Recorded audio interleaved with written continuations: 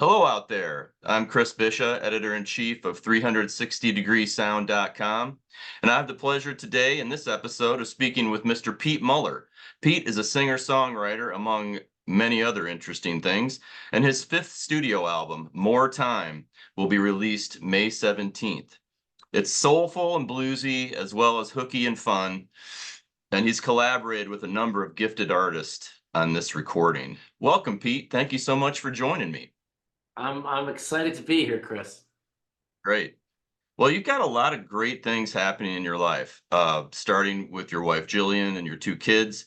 What is it about your music that keeps drawing you back to writing, recording, and touring?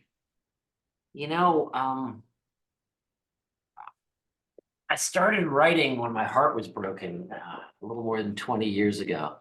I started writing songs to process, like a lot of singer-songwriters, to process the heartbreak. And I realized it was this great thing to figure out what I'm feeling inside, and that's still the case. It's my life is pretty good right now, but there's still hidden stuff, hidden emotions, and to express those emotions through music is amazing. And to be able to create something where people connect with it and go, yeah, I feel that way too. I mean, that to me is what writing, playing, performing is all about. Yeah, for sure. And I see you got a keyboard in the background there. I'm interested. What instrument do you primarily compose on? It's really only the piano, and it's usually a grand piano. This keyboard's just sitting in my office because I love playing, but I love playing real piano more than anything else. And I'm pretty disciplined in what I'm doing, and if it so I have a song circle group that I get together with, and we go for 4 or 5 weeks in a row where you have to come up with a new song, a completely new song, and then play it for everybody else. And when I have that deadline, I'm like, okay, I'm gonna write that song, and I'm gonna sit down and do it. And so I have this, big catalog because of that. But when I have the weeks off, sometimes I'll write something, sometimes I won't. So that pressure actually helps me write. And I've read your bio, and I know you've got a math background, and you've done a lot of interesting things in your business life. Do you find that the composing is a nice balance where you're kind of drawing on another side of your brain in that context? I'd say yes and no. I mean, the common element between what I've done with math and it's quantitatively figure out financial markets or creating crossword puzzles, which is something I do as well, and the creativity for songwriting, they're related. The thing that's so beautiful about the music is that it's visceral. So there's an intellectual part that's like, okay, how do I construct this and how do I set up the storytelling so that it emerges in the right way? And how many verses do I put here? And is it time for a bridge or not? There's a lot of puzzle fitting, but then when you're actually playing it, it's purely visceral, and that's the part that's different than the other things. And that heart part is, yeah, that's the reason Yeah. I. Yeah, that's great. I mean, I'm glad you pointed that out because music is math at a certain level, right? Intervals and that kind of thing. And for somebody who's struggled on guitar like I have, it's also geometry. So the keyboard is linear, the guitar is not so much. Yeah, Um, I picked up the guitar when I started getting really serious about songwriting and doing it, and I wrote a song on the guitar, and then I got to a part, and I'm like, oh, I want some really cool, interesting chords. Let me just port it over to the piano, and I started playing on the piano, and I was like, okay, that's it. I don't need to develop those calluses. I'll play with guitar players if I need a guitar. yeah, stick with the linear for composition. I get it. Um, now, I'm thinking of a couple of your better known tunes, God and Democracy and San Diego, When You're Coming Home. And what strikes me about songs like that and a lot of your material is that you're not afraid to tell story. You're not afraid to make a statement, which I really appreciate that about your lyric writing. Where do you draw inspiration for your lyrics? It's interesting. I'll tell you the story of. I guess we'll take those two songs. So yeah, God and Democracy is the only political song I ever wrote. And what I realize is that, living in this country and seeing the incredible divisiveness that exists, between people that would be reasonable if you talked about anything else other than politics, and wondering how we get back to a place of tolerance. That's what inspired that song, and feeling like our culture has gotten frayed with the amplification of social media and the extreme positions driving what you know you know happens in our country, as opposed to figuring out a way to just be reasonable and compromise. I love the line, tweeters who don't like to read in that song. Yeah, it's funny when I posted a video, I got a few comments that said, "Hey, this is very political, is unfair," and to me, character is everything. Honesty, trust. I mean, disagree with me. You can have very, very different opinions, and I would say some of my opinions are more of my opinions are liberal and conservative, but some of them are very conservative. But I'm opening to question. I'm open to being questioned, and I think that's a real strength. So I'm very supportive of people with good character, and I think that's important. Who can admit their flaws, because we're all flawed. Now, the other song you mentioned, San Diego, that was an interesting one. You mentioned my wife before, and that song is actually, and not a lot of people know this, it's actually from the perspective of someone, and this is how I introduce it. I say, it's from the perspective of someone that's married to a singer-songwriter that's been traveling on the road, who she loves very much, but doesn't quite know how to express it when she's frustrated that he's gone. And any resemblance between this person and my wife is purely coincidental. But the band was in New Orleans, and getting ready to play something during Jazz Fest, and we were writing a song, and she called up, and she was upset, and unfortunately said a few things that I'm like, oh, I'm gonna write this down, because this could be useful for the song. And that's where Everything is inspiration, right? exactly. And so I came back home and I played it, and I said, I tried to write a song from your perspective, and she said, well, you got some things right, which I took as high praise. So, Yeah, that's great. And it that does come through, like what you're talking about earlier, the heartache, maybe not break in that, instance, but an ache of the heart really comes through in that song. what's tricky, Chris, is that when you write a song and you have these really strong emotions are so powerful and they're so real, and they take over your brain, and they inspire songs.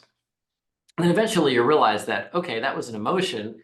It just passed through me, and I'm not going to let it completely affect my actions. So you want to sing that emotion and channel it. But if you're always feeling that emotion, you're on edge. You're not a very fun person to be with. So the challenge of playing it and channeling the message so that it connects with other people, but not necessarily being deeply in that space you were that motivated the song. That's the tricky bit for me. Yeah, that's interesting. A bit of a dichotomy there, and definitely wisdom needs to come into play in that situation. Mhm. So your new album, More Time, has a little bit more grit, a little more grind than maybe some of your past stuff. So let's talk about the single from it that you recently released, Run Out of Love. It's kind of a little bit more down tempo, kind of a blues grinder, and it's extremely well crafted. How did that song come together?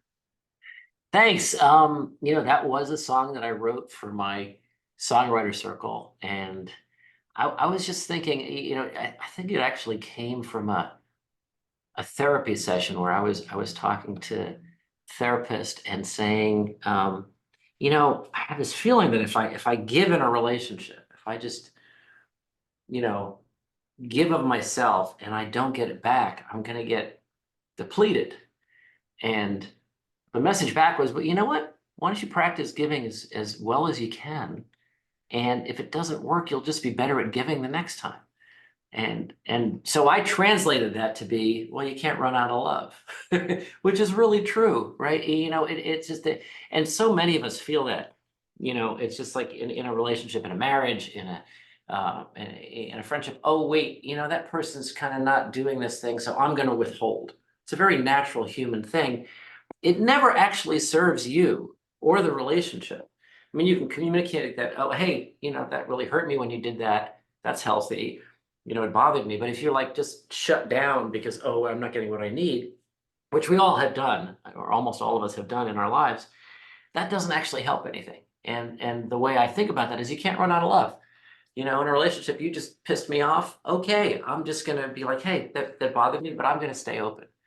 And so when I was writing the song, I was like, okay, what are the things you can run out of? Well, you can run out of time, you can run out of breath, you can run out of steam, you can run out of gas. I wrote pages of things, and then I picked the ones that sounded the best and put it together. And then what was really cool on that song is, you know, we did 5 dates opening up for Lisa Loeb this past summer, and asked if she would do a duet with me on the song.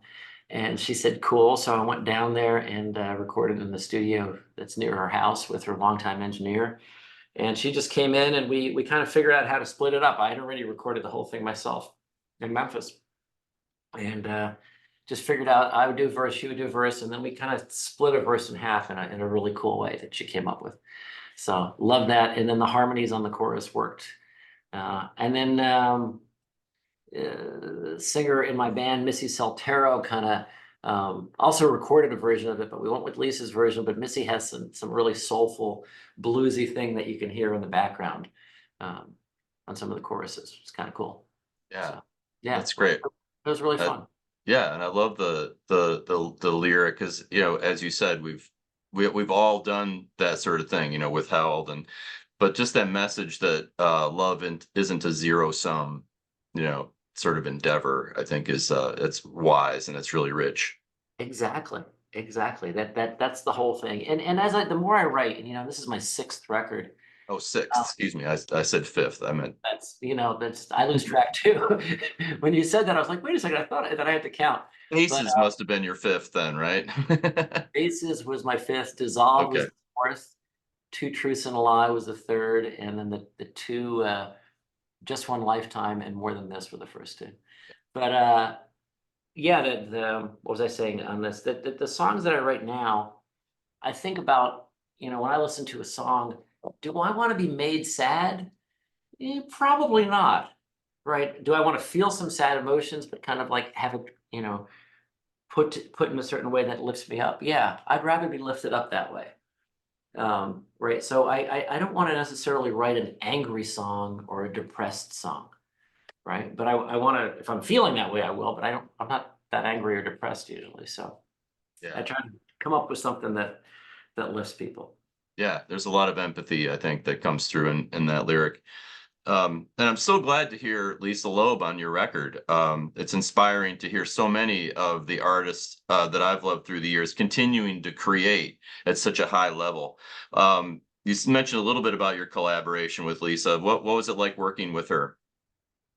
It was it was cool. She is a busy mom and she has a sunglass line and all that. So I got to see her more when we were on tour almost than recording this song, because we only had a couple hours to record the song, which was fun.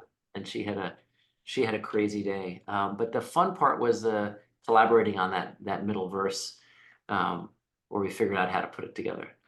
Um, that was great, and she was really gracious on tour when we opened for her. And, you can open for somebody and they can, pretend you don't exist, or they can be gracious and, thank you to the crowd, that kind of thing. So she was in the latter category, which was wonderful. That's great. Or they can resent you for blowing the headliner off the stage too, Pete. We always try to do that, not sonically, but we try to be as impressive, but we don't Yeah, want to. that's great. And Hold On is my favorite tune from the new record. It's a great way to start the collection. And it's really soulful. And yeah, just tell me about capturing that performance by the group. That was fun. That's actually probably my favorite song on the record too. Um, And yeah, I'll tell you a bunch about that. So the record was made with Matt Ross Spang in Memphis. And it was a suggestion from a fellow that manages me, Jason Spiewak, or actually, and Mike Crumper. So I think it was Mike actually that pointed to Matt and said, you know what, you should go down there, meet Matt, see if you guys jive and maybe do a song together. And a song turned into a record. And Matt knows a bunch of great players. There's Will Sexton, Ken Coomer, Dave Smith, and Rick from La Sera. and he put them together, and I sent Matt demos of all the files, but they somehow got corrupted. So when the guys listened to them, they didn't really hear the songs. So they just learned them all in the studio when we did it. And that there's a line that Will Sexton came up with that makes that song, that makes and. Um, Hold on, da da da da da, that guitar riff in the middle of the song, and he just came up with that, and I'm like, oh my God, that is just it's magic. That's a great bit. So and he just he just came up with it. It just worked. My friend Eric Donnelly contributed a guitar solo for the middle, uh, Mm, which was really cool. great solo. But yeah, it really rocks. And now you didn't ask me this, but I'll tell you. So that the song and um I've wondered about, because I have a family, I have a comfortable life, but I also am an artist. I really want to create and throw myself into that. And I've asked the question, do I want to be a great husband, father, kind of more stable, normal person, or a really deep creative artist that just follows the muse and goes and does all those things. And this song is kind of the answer, which is it's not or, it's and. Hold on to what you want, and that's what I want, to create and to do all that, and to what you got, which is a great family and a great life. And it's not like they don't sometimes come into opposition, but ultimately they are both, they can be compatible. And I'm a better person by doing the art and doing the things that my soul loves. Yeah, definitely. And the line that jumps out at me always when I'm listening to that is, "Without love, there is no pain." Indeed, indeed. That is probably my favorite line in the song too. Yeah. Yeah, and I've kind of heard it the other way, you know. So that really kind of like tweaked me to hear you arrange them in an opposite, structure that way. So was that deliberate, or did it just kind of come out that way? Yeah, I mean um the other way would be way more cliche and Right. it's more of a surprise. Hmm. And so I really like that. Yeah. Um, Made you me know, think. I had to pause. I'm like, oh, did he just say it? He did just say that. Let's see. What do I think it's of that? I like it. it's really funny. I mean, I try to do that in my lyrics in that, the first draft, cliches will creep in, and I do a lot of editing and going, okay, wait, does that really work? And and a lot of times you can take a simple phrase and turn it around and it's, oh, never heard that before. And it makes you think. Sometimes it's just nonsense, but yeah, that's Well, you mentioned a lot of the players on this, and obviously, it wasn't just Lisa. You worked with so many great people. I love the early Wilco records with Ken Coomer. It sounds yeah, like Ken played drums. You mentioned Will Sexton. I love the Austin scene that he's been a part of, and of course Matt Ross Spang engineering. You know, he was the engineer on one of my favorite records of the last 10 years. Jason Isbell's "The Nashville Sound."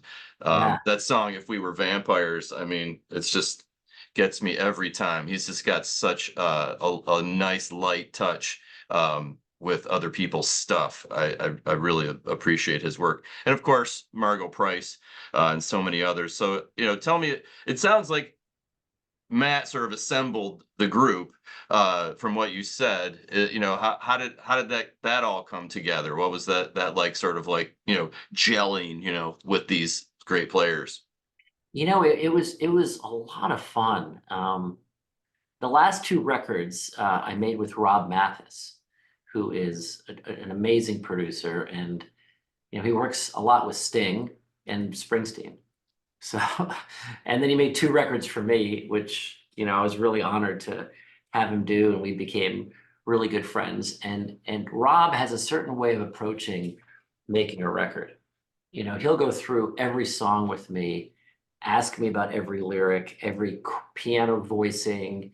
Is the tempo 117 or 119? Let's figure it out in advance. Okay, what is it exactly going to feel like?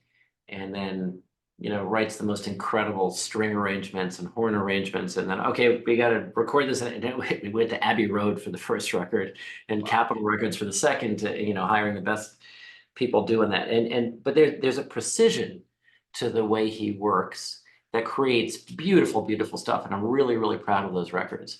But it's kind of like, okay, if this song needs to speed up, we're going to program a click that slowly speeds up, and then we're going to stay with the click. That way, if we want to fix a part or change something a little bit, we can do that. Matt, completely different. I was like, Matt, are we going to do a click? He goes, no, just you guys got good time, just play it. And I'm like, okay. And didn't work through. I don't think Matt gave me a comment on lyrics, but he had the most amazing ears for what worked and for capturing, okay, like that tape was magic. Okay, we can use that. And it made it hard because we didn't have the click. So it was really hard to, if we didn't like a way a certain note sounded, or I wanted to change a lyric after listening to it, that got hard. But the vibe was really cool. And what I found, and I said to him, I said, on one of the songs, "See Shine," the tempo varies quite a bit. And I listened to it, I'm like, my God, that's all over the place. And then he played me, I think it was a Stones tune. I think it was Honky Tonk Woman. And if you listen to Honky Tonk Woman, it increases by 25 beats per minute during the course of the song. And he's like, if I didn't tell you that, would you have ever noticed? And I'm like, no. And he goes, it's just about feel. And so it was a completely different approach. I did work with Rob before going down there on some of the songs, where he gave me a few helpful suggestions. But having worked with him for so long, I kind of hear his voice when I'm writing. I'm like, okay, Rob's gonna ask me about that. Do I like it or not? Oh, okay, no, I do like it, or no, I'm gonna change it. So I'm really grateful to the people that have helped me. My song circle too, the critique group that we had for a lot of these songs really was helped make them. It's one of the things I find in music. It's all about energy. So if you get to interact with people that have positive energy, that are excited about creating and giving, it just, it's a virtuous cycle. Yeah. So, but it was really, really fun being down there. I think I took 3 or 4 trips to Memphis to make the record. Cool. Yeah, it's got a real Memphis vibe. I love the horns, and the organ that you've got, throughout the record. We had a couple great string arrangers. Can we pause for a sec? Yeah. Or you'll edit later. I just want to make sure I get their names. Okay, you can let me know after the fact. Cool. But that was I'm trying to remember Rick from Lacera, his last name on the organ, and I can't remember his name, but I'll give you that for the transcript. You probably have the album credits in front of you. Rick Steff. Yes, exactly. Yeah, he was great. He came up with a couple of really cool licks. That just made different songs, like Best of Her, that organ riff in the beginning was just really cool. And it was fun hanging out with these guys, being part of the Memphis scene. It was, when I was growing up in New Jersey, I loved Springsteen and Southside Johnny and that horn sound, that full sound that went with the band. And it was really great to make a record that sounded a little bit more like that. Yeah. Definitely. It's really, really full and just builds, kind of like some of the Stone stuff from like the Exile on Main Street, like Shine a Light and that kind of thing that just continues to build. You have somewhere to go when you have all that instrumentation, and it's really effective on this record, really powerful. Really brings the emotion of the lyrics out too. It's a really great record, and you've got some shows coming up to support more time. And I noticed you're playing one of my favorite joints, the Continental Club in Austin. So what can folks expect from a Pete Muller live experience? I've been touring with a new configuration of the Kindred Souls. So we're doing a trio. We've got Andy Mack on drums, but he also plays guitar, and Martha McDonald, who I played with for a very long time, on fiddle. They both sing really, really well, and so you got 3-part harmony, and Martha will take on Lisa Loeb's parts on the vocals. They both have great voices, and we just have a lot of fun on stage. Andy's a really talented drummer, and I have my jazz training, so we'll break it down and have a bunch of fun and tell stories about the songs, and people will leave uplifted. We're pretty sure of that that's been our experience. It's been really fun. That's great. Yeah, and the tunes are definitely uplifting on this record, and encourage everybody to hit up any streaming platform that matters to find this. So Pete, it's been a real pleasure spending some time with you. I really appreciate you stopping by, and I wish you a lot of success with the new album. Again, it's More Time from singer-songwriter Pete Muller. The whole album will drop on May 17th, as I said, on all the platforms that matter. And you can check out Pete with Lisa Loeb right now on the single Run Out of Love. So I'm Chris at 360degreesound.com, and we'll see you soon right back here on this channel. Thanks, Pete. Thanks so much, Chris. This is really fun. All right, definitely.